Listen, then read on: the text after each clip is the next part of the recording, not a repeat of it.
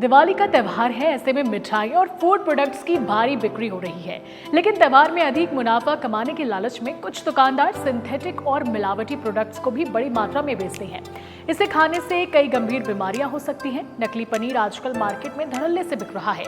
ऐसे में हम आपको बताएंगे कि कैसे घर बैठे आप असली और नकली फूड प्रोडक्ट की पहचान कर सकते हैं। नकली पनीर की जांच करने के लिए एक बर्तन में थोड़ा पनीर का टुकड़ा लें और उसे पानी में मिलाएं और उसमें टिंचर आयोडीन सॉल्यूशन की कुछ बूंदें डालें।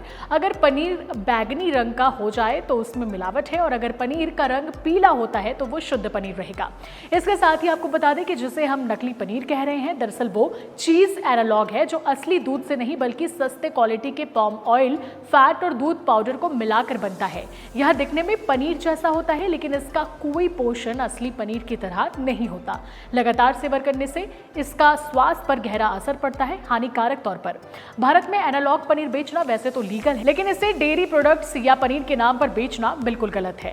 पैकेट पर एनालॉग पनीर लिखा होना जरूरी है। सस्ता होने के कारण ये होटलों और रेस्टोरेंट में इस्तेमाल किया जाता है। ऐसे में खुले में पनीर लेने से बचें, ब्रांडेड पैकिंग वाला जानकारी युक्त पनीर ही खरीदें। वीडियो अच्छी लगी हो तो हमें फॉलो करना ना भूलें।